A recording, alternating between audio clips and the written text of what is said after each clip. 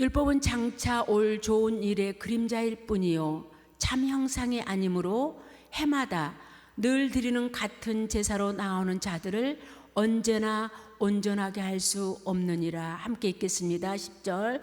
이 뜻을 따라 예수 그리스도의 몸을 단번에 들이심으로 말미암아 우리가 거룩함을 얻었노라. 제사장마다 매일 서서 섬기며 자주 같은 제사를 드리되 이 제사는 언제나 죄를 없게 하지 못하거니와 오직 그리스도는 죄를 위하여 한 영원한 제사를 드리시고 하나님 우편에 앉으사 그 후에 자기 원수들을 자기 발등상이 되게 하실 때까지 기다리시나니 그가 거룩하게 된 자들을 한 번의 제사로 영원히 온전하게 하셨느니라. 또한 성령이 우리에게 증언하시되 주께서 이르시되 그날 이후로는 그들과 맺을 언약이 이것이라 하시고 내 법을 그들의 마음에 두고 그들의 생각에 기록하리라 하신 후에 또 그들의 죄와 그들의 불법을 내가 다시 기억하지 아니하리라 하셨으니 이것들을 사하셨은즉 다시 죄를 위하여 제사 드릴 것이 없느니라. 아멘. 할렐루야. 비가 많이 오는데도 제가 정말 놀랐어요. 우리 권사님들 이렇게 주님의 보좌 앞에 나오시고 또 오늘 같은 새벽에는 더 자고 싶을 텐데 또 예배를 드리시겠다고 이렇게 유튜브 앞에 앉아있는 우리 모두에게 주님께서 특별히 갑절의 은혜와 축복이 있기를 주님의 이름으로 축복합니다. 아멘. 피를 좋아하는 사람 있을까요? 피. 저는 결혼을 해서 이제 칼질이 서투르니까 손을 너무 자주 베었어요. 손을. 정말 저희 아버님하고 저희 남편 집사님이 칼을 얼마나 잘 갈아주셨는지 살짝만 하면 베는 거예요. 그래서 피를 보면 무섭잖아요. 그러면 나 오늘 또 피 봤다 이래요. 그리고 또 손을 감싸면서 소중한 내 피. 여러분들은 안 그러세요? 이렇게 말을 하죠. 근데 이 소중한 내 피, 이것은 뭐예요? 이 말은 피는 내 생명과 연결되어 있어요. 내가 죽어 있으면 피는 흐르지 않아요. 제가 살아있기 때문에 피가 흐르죠. 그런데 이 피는 비린내가 나요. 피는 제가 말씀드린 것처럼 무섭고 공포나 잔혹함의 상징으로 여겨집니다. 피자국은 바로 치우지 않으면 잘 지워지지도 않아요. 그런데 우리 기독교는 놀랍게도 피의 종교라고 합니다. 왜요? 성경은 피 흘림이 없이는 죄를 용서받을 수도 없고 생명을 얻을 수도 없다라고 말씀하고 있습니다. 성경을 보면은 하나님의 율법, 언약에 의한 5대 제사가 있습니다. 번제, 소제, 화목제, 속죄제, 속건제입니다. 이 5대 제사 중에서 소제를 제외한 모든 제사는 피 흘림의 제사입니다. 제사는 하나님 앞에서 하나님을 향해 드리는 것이지만 각기 그 목적에 따라서 드려지는 방법도 달랐어요.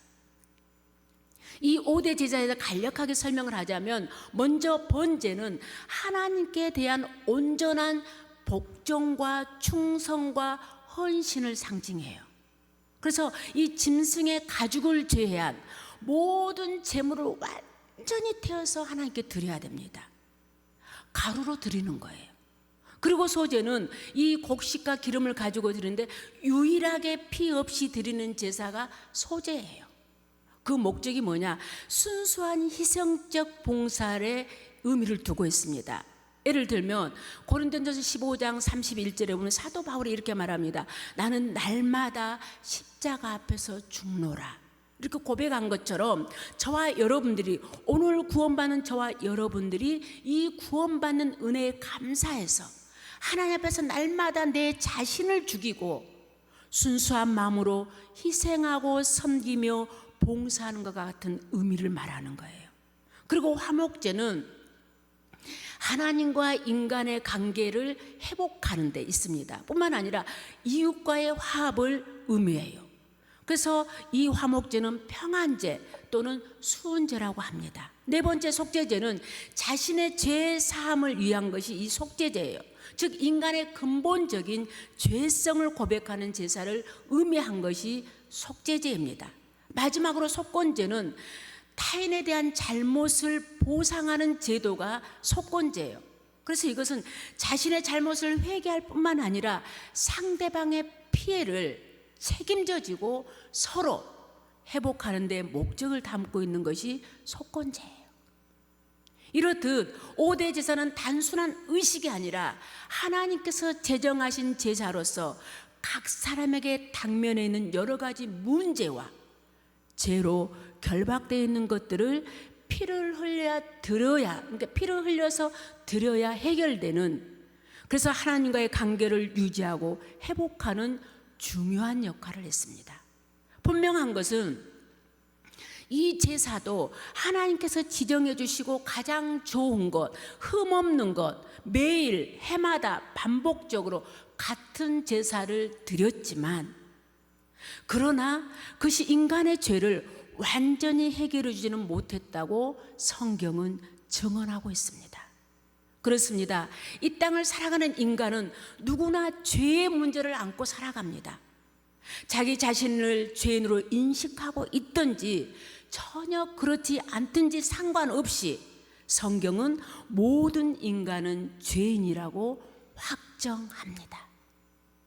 그래서 로마서 3장 23절 모든 사람이 죄를 범하였음에 하나님의 영광에 이르지 못하더니라고 말씀합니다. 그렇다면 왜 성경은 이렇게 죄의 문제를 심각하게 다루고 있냐는 겁니다. 그것은 죄가 단순히 잘못된 행동 자체에서 끝나는 것이 아니라 죄는 곧 사망, 곧 죽음이라는 형벌로 이어지며 인간을 마귀의 노예로 전락시키기 때문에 그렇다는 거예요. 그러나 하나님께서는 오늘 본문 말씀을 통해서 율법을 따르는 제사의 한계, 그것을 해결하기 위해서 주님께서 드린 완벽한 제사를 대조하면서 설명하고 있는 말씀이 오늘 본문 말씀입니다. 오늘 본문 말씀 1절 말씀을 함께 읽겠습니다. 율법은 장차할 좋은 일의 그림자일 뿐이요 참 형상이 아니므로 해마다 늘 드리는 같은 제사로 나오는 자들을 언제나 온전하게 할 수 없느니라. 아멘. 그렇습니다. 구약에서 이스라엘 백성들이 피를 흘리며 제사를 드렸던 이유는 뭐예요? 하나님께 죄를 용서받기 위해서였습니다. 그런데 문제는 제사를 드릴 때는 죄를 잠시 용서함 받지만 곧 또 다른 죄를 짓게 되는 인간은 매번 또 다른 제사를 필요로 했다는 거예요. 3절 말씀에 보니까 제가 쉬운 성경을 읽어드리겠습니다. 그러나 제사는 해마다 죄를 기억나고 생각나게 했습니다. 그래요. 11절에 보면 제사장마다 매일 제단 앞에 서서 섬기며 자주 같은 제사를 드렸지만 이 제사들은 죄를 없애지 못했습니다. 그렇습니다.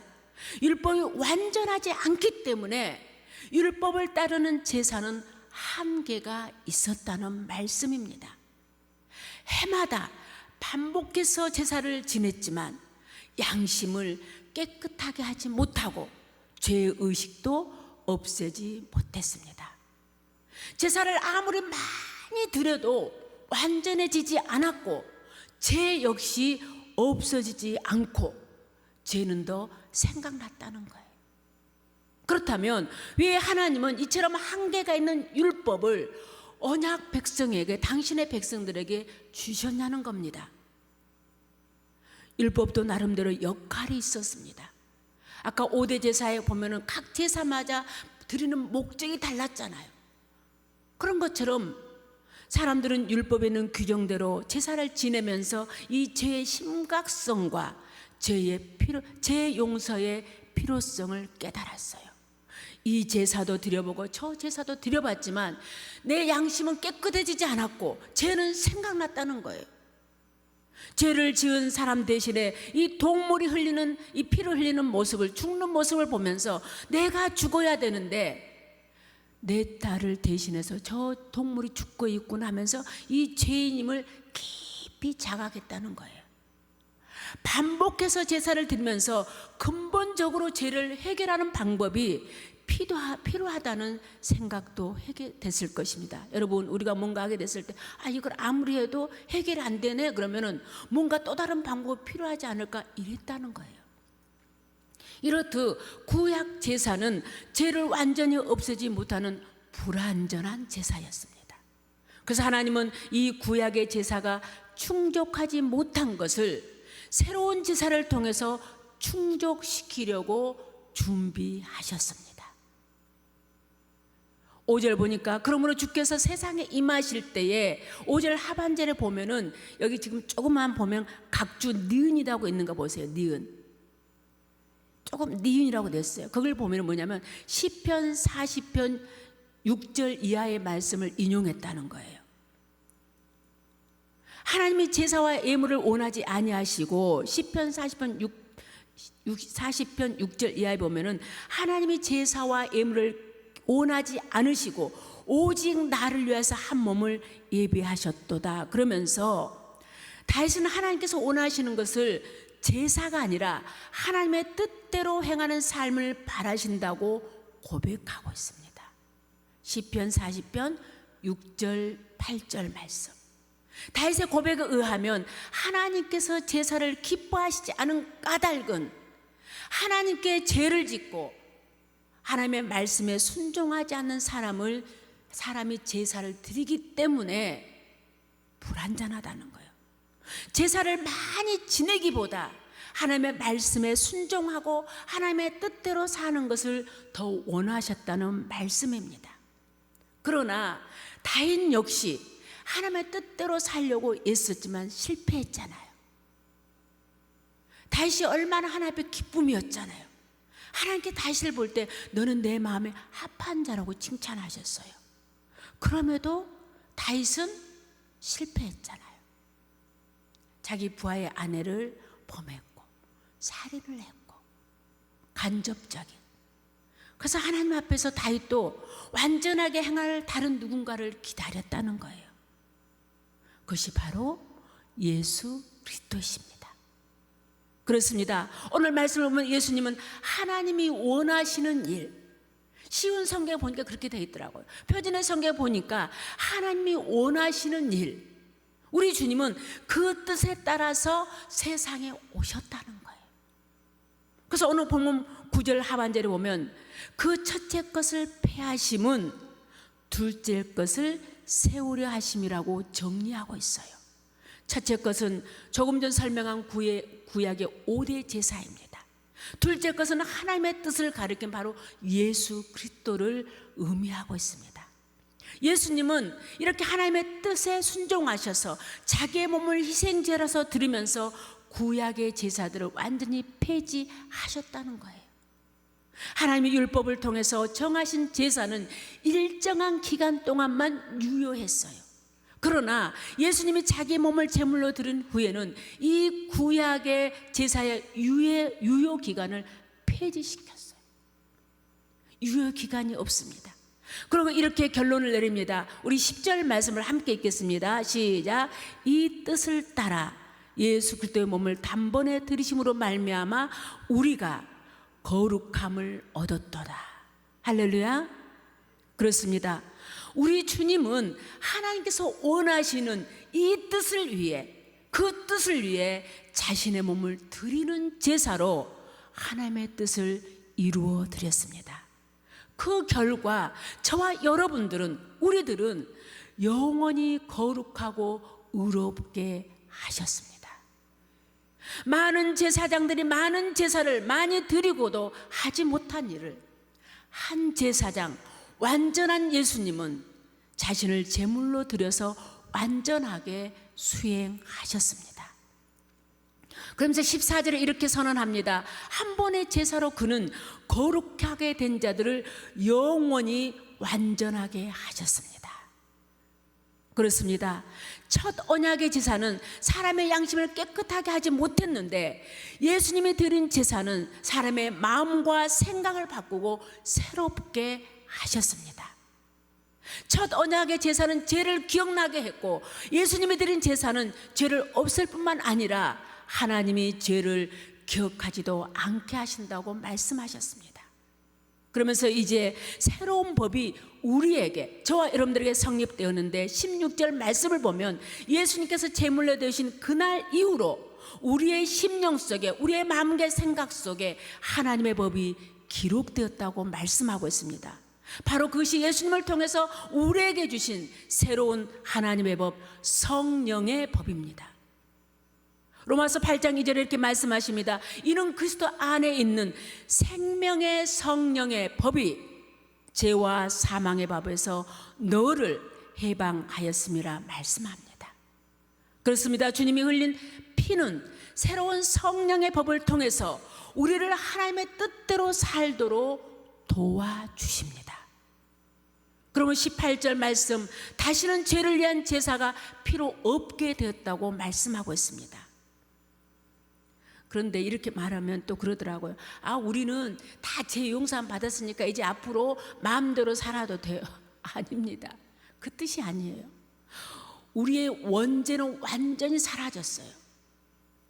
물론 우리의 과거의 죄도 용서함 받았습니다. 회개하는 자에게는. 근데 문제는 뭐예요? 우리가 날마다 살아가면서 순간순간 자범죄를 짓게 돼요. 알고 지은 죄, 모르고 지은 죄. 우리는 그때마다 주님의 십자가의 보혈에 의지해서 계속해서 서로 회개를 해야 돼요. 그래서 내 심령이 날마다 주님의 말씀으로 새로워지고 깨끗해지도록 우리는 부단히도 노력을 해야 돼요. 언제까지? 구원이 완성될 때까지. 우리는 구원 받았습니다. 그러나 구원의 완성은 주님 앞에 서는 그날에 완성되는 거예요. 사랑하는 여러분, 요한일서 1장 7절에 이렇게 말씀합니다. 예수의 피가 우리를 모든 죄에서 깨끗게 하실 것이요. 말씀을 정리하겠습니다. 예수님이 제물이 되어 흘린 피는 단순한 피가 아닙니다. 그래서 우리는 주님께서 흘린 그 피를 보혈이라고 합니다. 보혈을 사전에서 찾아봤습니다. 인류의 죄를 씻어주기 위하여 예수가 십자가에 못 박혀 흘린 피를 이르는 말, 이렇게 정의가 되어 있습니다. 그렇다면 주님의 사랑으로 하나님의 자녀가 된 우리는 과연 그 피를 우리 삶에서 얼마만큼 믿고 선포하고 있습니까? 아니, 세상의 책 사전에도 그렇게 기록이 되어 있는데 저와 여러분들은 그 보혈에 대해서 얼마만큼 믿고 선포하고 이것을 이 자긍심을 가지고 살아가고 있냐는 거예요. 하나님이 원하시는 그 뜻에 따라서 나를 위해서, 우리를 위해서 제물 되어서 십자가에서 피 흘려 죽으시고 다시 부활하셔서 만왕의 왕, 만주의 구주로 보좌에 앉으신 예수님을 나의 주인으로 구원자로 인정할 때, 아무리 보잘것없고 허물과 제약이 가득할지라도 우리는 거룩하고 성스럽게 되었습니다. 뿐만 아니라 죽었던 우리의 영혼은 다시 살아났고 완전한 영생을 누리는 은혜 속에 살아가고 있습니다. 그러므로 내 속에, 우리 속에 생명 되신 주님의 보혈의 피가 흐르고 있음을 믿을 때에 우리는 가는 곳마다, 저와 여러분들이 가는 곳마다 저와 여러분들을 통해서 어둠은 물러가고 다툼과 분열은 사라지게 될 줄로 믿습니다. 보혈의 피가 선포되는 그곳은 용서가 있고 사랑이 넘쳐나며 화목과 화평을 열어가게 될 줄로 믿습니다. 가장 중요한 것은 지금 우리가 이 순간 이 자리에 앉아서 하나님 앞에 직접 예배드릴 수 있는 담대함이 생겼다는 거예요. 이것은 바로 그 뜻에 따라 하나님이 원하셨던 일에 순종하셨던 주님의 흘린 보혈의 은혜임을 믿으시기 바랍니다. 그래서 우리는 주님 한 분이면 됩니다. 주님 한 분이면 됩니다. 정말 아멘이십니까? 저는 가끔 이제 사역을 하다가 또 인간이잖아요. 목사이기 전에 인간이잖아요. 지치고 힘들 때가 있어요. 그럼 혼자 조용히 하나님 앞에 부르는 찬양이 있습니다. 나 아무것 없어도 주님이 계시고, 나 아무것 할 수 없으나 주는 다 하시네. 나 무력해도 주는 강하시며, 나 모든 것 모르나 주는 다 하시네. 나 외로울 때 주 빛 되시고, 나 어디 가야 좋을지 모를 때 주 나의 길 되시네. 나 슬픔에 잠기어 낙심될 때 선하신 주의 팔 날 붙드셨네. 나 방황할 때 주 길 되시고, 나 어찌해야 좋을지 모를 때 주 나와 동행하시네. 내 영혼에 찾아와 위로하시 좋으신 하나님 찬양합니다. 할렐루야. 이것이 바로 주님의 보혈의 은혜이고 능력인 줄로 믿습니다. 사랑하는 여러분, 나는 할 수 없고 우리는 자격 없지만 주님이 함께 하시면 할 수 있습니다. 새로운 법 성령의 도우심으로 저와 여러분들도 우리를 향하신 하나님이 원하시는 그 뜻에 따라 하나님의 말씀에 순종하는 삶이 되기를 간절히 소망합니다. 더 나아가 일평생 주님의 보혈을 기억하며 그 보혈을 의지하며 맡겨주신 사명 끝까지 감당하며 담대하게 승리의 삶을 살아가시기를 주님의 이름으로 축복합니다. 살아계신 아버지 하나님, 오늘도 우리의 단점을 깨워주시고 주님의 십자가의 보혈에 의지하여 담대하게 주님 앞에 나올 수 있는 은혜를 주심을 감사합니다. 하나님 아버지의 하나님이 원하시는 일, 그 뜻에 따라 우리 주님은 영원하고 완전한 제사를 드린 예수님의 순종 덕분에 우리 모두는 성스러운 하나님의 백성이 되었음을, 거룩한 백성이 되었음을 믿게 하심을 감사합니다. 우리는 죄의 문제가 해결되지 않아 매번 절망하고 낙심할 때가 많았습니다.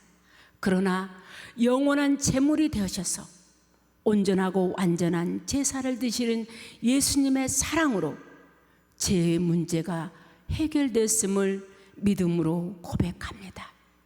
기도하옵기는 우리 모두 완전한 죄의 용서와 새로운 믿음의 법이 우리 인생 가운데 완전하게 확립되게 하여 주셔서 영원한 제물 되신 예수님의 보혈의 능력으로 이제는 우리들 가운데서도 주님의 보혈을 담대하게 선포하게 하시며 우리가 가는 곳마다 살아나는 은혜, 화평과 사랑과 화목이 넘치는 통로로 사용하여 주시옵소서. 주님, 사랑하는 자녀들이 병들어 있습니까? 이 시간 찾아가 주셔서 주님의 십자가의 보혈이 흘러가게 하시고 주님의 십자가의 보혈의 은혜가 그를 안수하여 주심으로 다시금 고침받고 회복되는 은혜를 더하여 주시옵소서. 날마다 우리의 삶 가운데 승리를 내치는 삶의 은혜로 복의 복을 더하여 주시옵소서. 오늘도 우리의 기도에 응답하시는 예수 그리스도 이름으로 기도드리옵나이다. 아멘. 하늘에 계신